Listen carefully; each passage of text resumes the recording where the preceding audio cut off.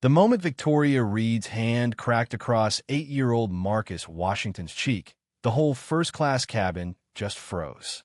No one breathed, not the other flight attendants, not the passengers halfway to a nervous laugh over their sparkling water, not even the air itself. Marcus's father, Solomon Washington, America's first black trillionaire, lowered his phone with the slow, deliberate motion of a man who understood the price of rage. His eyes went cold. "You shouldn't have done that," he whispered, already dialing a number, his tone too calm to be safe. Victoria just smirked, not realizing her 20-year aviation career had ended right there, along with something bigger than she could ever imagine. Because that single impulsive slap, it was about to rip the lid off a conspiracy hiding deep in America's corporate world. Yeah, that happened. But let me back up a sec. Solomon Washington didn't have to fly commercial.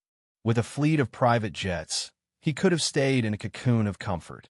But every now and then, he'd buy first-class tickets for himself and his 2-year-old Marcus, who could never sit still, and 12-year-old Zara, all sharp wit and budding ambition, just to remind himself how most people traveled. And this flight on Sky Blue Airlines, flagship route New York to LA, was supposed to be one of those normal days. The first thing he noticed was how Victoria Reed's professional smile disappeared when she saw his family. Her eyes cut over their designer clothes, lingering on Solomon's tailored suit, a smirk flickering at the edge of her mouth. "Economy boards from the rear," she said, not even checking their tickets. Solomon just held up 3 first-class boarding passes. "We're in 2A through C." Victoria practically snatched them from his hand, checking for fakes, then stepped aside with a mutter loud enough to sting about how they'll let anyone up here with points these days. If you've ever walked into a room and felt the air change because of how you look, you know that chill. Solomon clocked it instantly. The white family boarding behind them got champagne, big smiles, and help with their bags from the same attendant who barely gave his own family a glance. Marcus, confused, whispered, "Daddy, why was that lady mean?" Solomon smoothed his son's collar and kept his voice low. "Some folks just judge by the cover, not the story inside. You know what I mean?"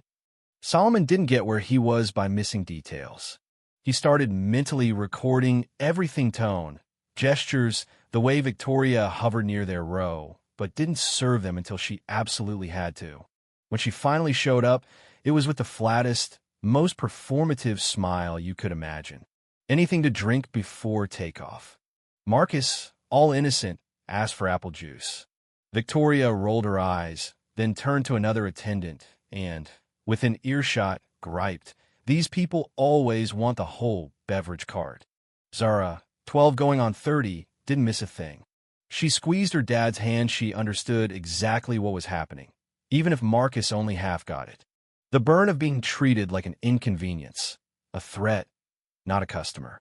And when Victoria accidentally spilled water all over Solomon's $5,000 suit, no apology, just a blame game directed at Marcus, the humiliation was sharp enough to draw blood.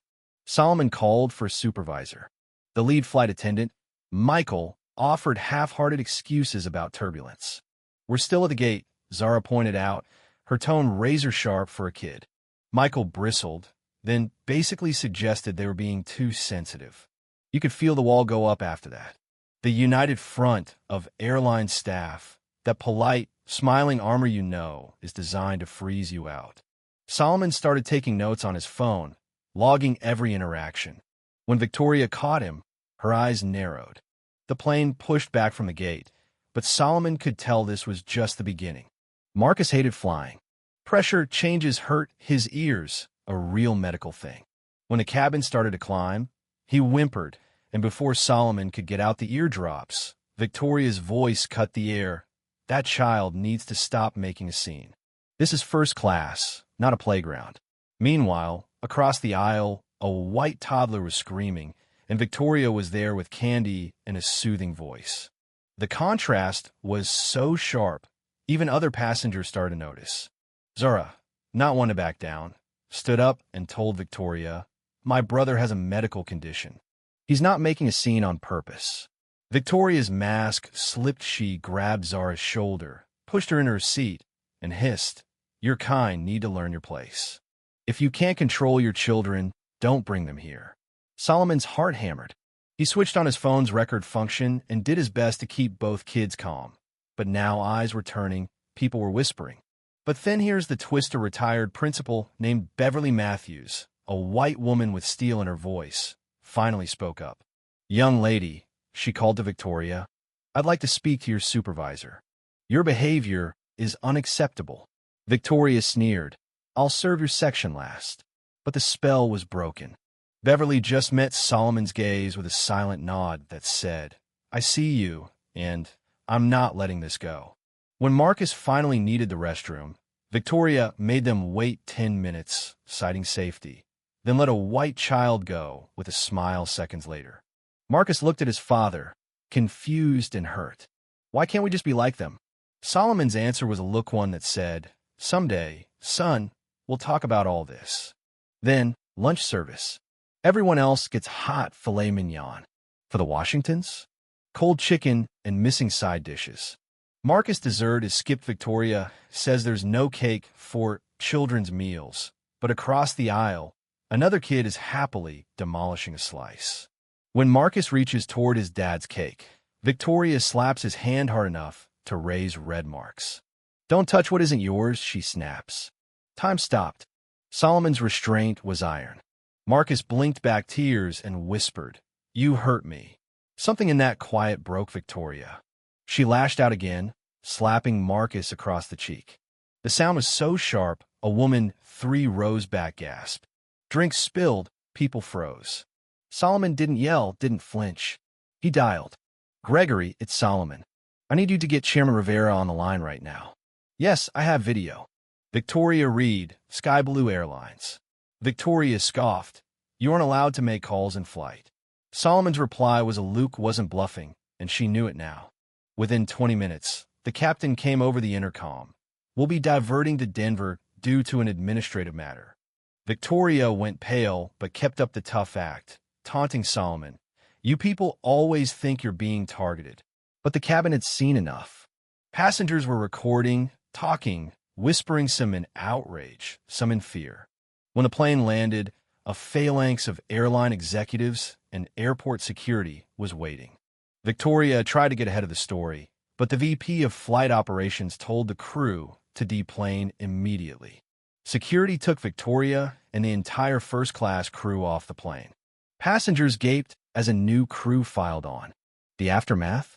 All over social media: video of Victoria's slap, her racial tirade at the airport, the company's hasty press release firing her and the rest of the crew, apologizing to the Washingtons and offering compensation. Solomon gave no comment. Only, actions have consequences. Victoria, still defiant, was filmed outside HR screaming about reverse racism and how she'd been destroyed for doing her job. But the story didn't stop. The backlash came swift and coordinated. Online support for Victoria, bot networks, talking points about cancel culture, right-wing news inviting her to sob on TV about how a powerful black man ruined her life. Suddenly, contracts for Solomon's companies started getting canceled.